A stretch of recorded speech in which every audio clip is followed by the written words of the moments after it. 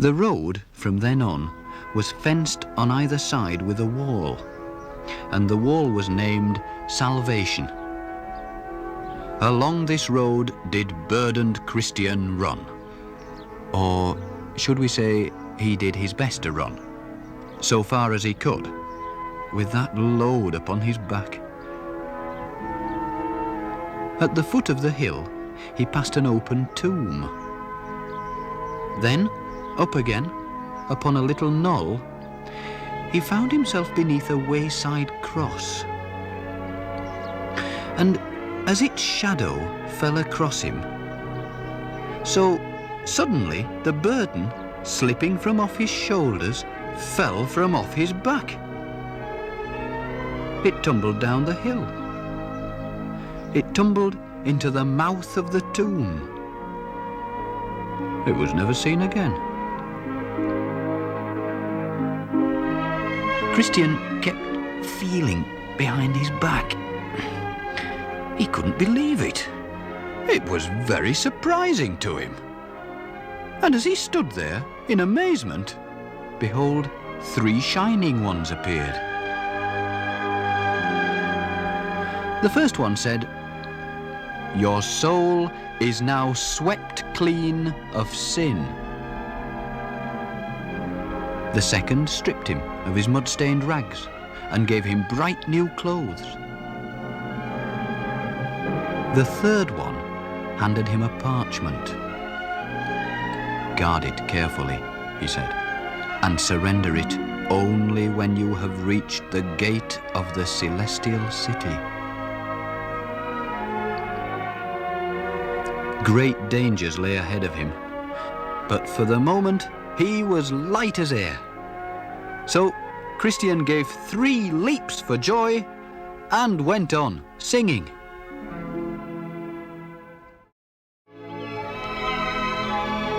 He now set off again, free as a bird and light of foot, along the narrow way. Suddenly, to the left of him, 2 strangers jumped over the wall and came at him apace. The name of the one was Formalist, and the name of the other, Hypocrisy. "Gentlemen," asked Christian, "where have you come from? And where are you going?" We were born in the land of vainglory, and are bound for the celestial city." "Then why did you jump over the wall instead of coming through the wicket gate?" "It's too roundabout a way," they said. "Our countrymen always take this shortcut.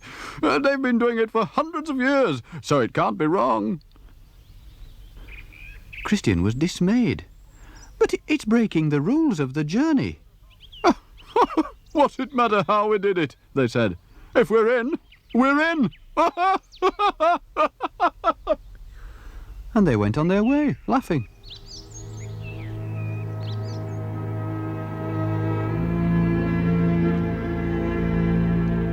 At last, they came to a crossroads. One broad road turned to the left. Another broad road turned to the right, while the narrow road went straight on, up the great black back of the hill called Difficulty.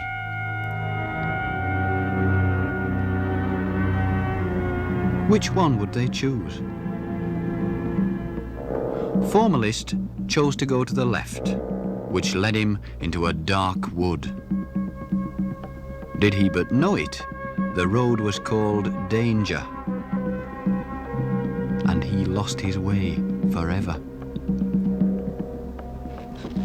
Hypocrisy chose to go to the right, which led him into rough ground full of holes and hummocks.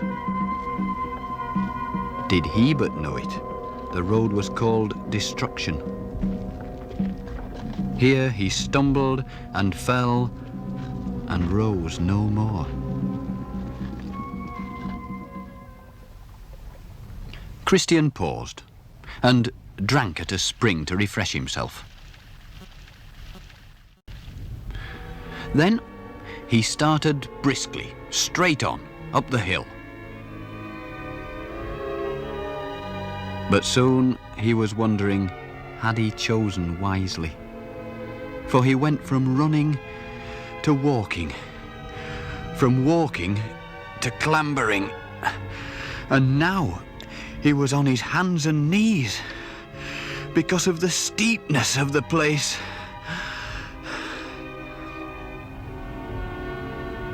Then, just as he was about to give up, he espied a pleasant arbour, which had been made by the Lord of the Hill for the refreshment of weary travellers.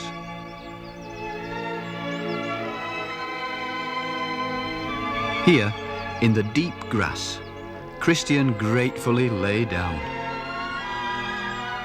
He pulled out the parchment which the angel had given him and read it for his comfort. Then, in the drowsy warmth of the afternoon sun, he fell asleep.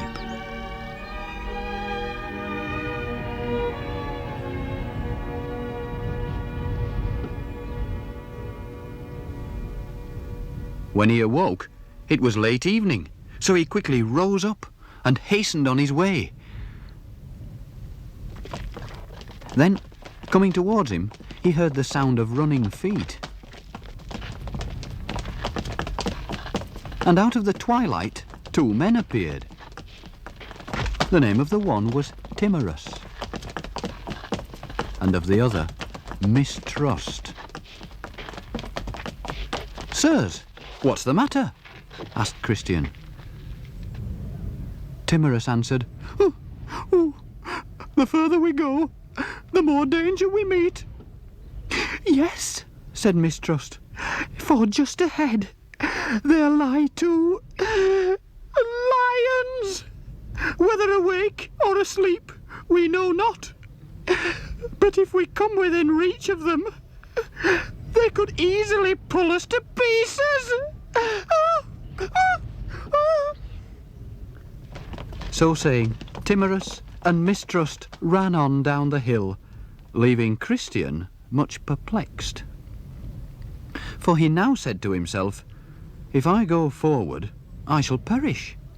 Likewise, if I go back to my own country, I shall perish.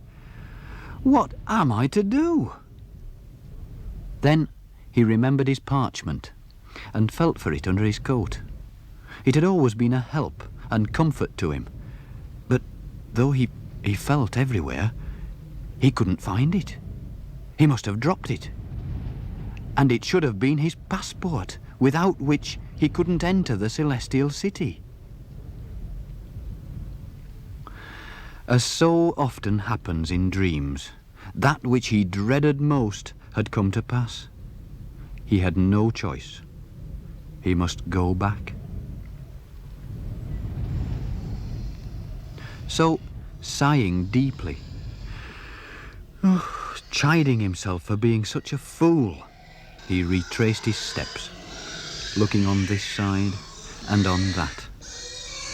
It was growing darker all the time, and the night was full of whispers and unearthly sounds.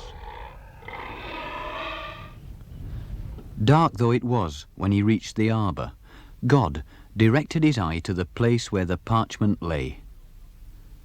It must have slipped from him while he was asleep, and with great joy he picked it up.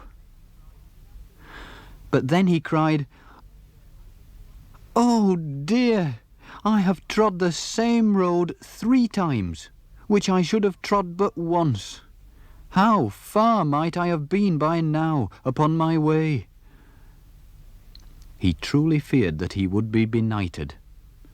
There were those lions too. They seek their prey by night. "If they should meet me in the dark," he said, "how should I escape being torn into pieces?" And again he asked himself, "What shall I do?" There was still light enough to read his parchment, and this is what he read.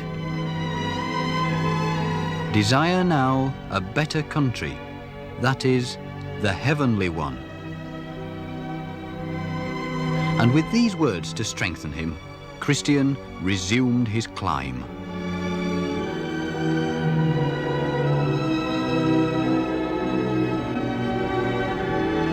And lifting up his eyes, he saw against the sky the towers of a stately palace, the palace beautiful.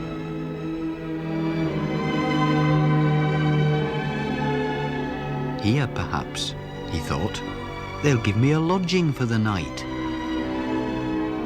But before he could approach, he heard close by in the darkness the roaring of the lions.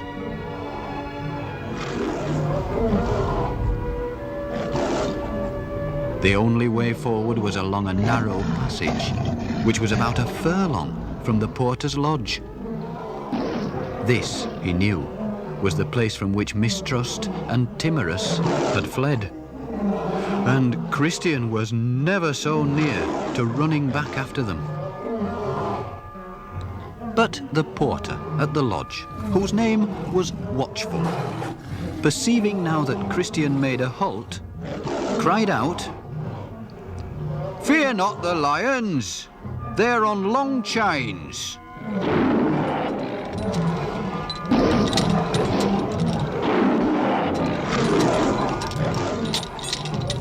If you keep strictly to the beam of light in the centre of the path, they cannot reach you. So Christian moved on. He took good heed to the directions of the porter. At the same time, he trembled for fear of the lions, for now they were on either side of him, straining at their chains.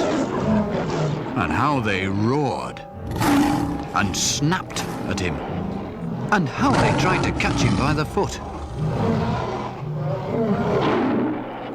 But Christian soldiered boldly on, and in another minute he was through and had reached the gate unharmed.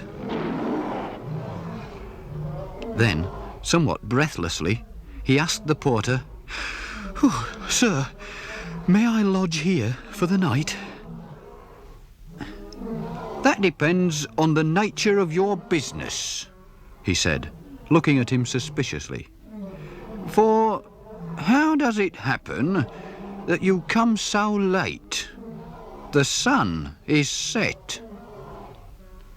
When Christian had explained as best he could, the porter said, "Well, that's a sorry tale, to be sure. But I will summon one of the young ladies that lives here. If she likes your talk, she may let you in. Or, contrariwise, she may not." So, Watchful, the porter, rang the bell. And there appeared, at the sound of it, a grave and beautiful damsel called Discretion. She questioned him closely, asking him what he had seen and met with in the way, and he told her, and she smiled, though tears stood in her eyes. Then, to his relief, she said, "We have to be careful here whom we admit. But this house was built by the Lord of the Hill for the benefit of pilgrims. So, with the Lord's blessing, come in."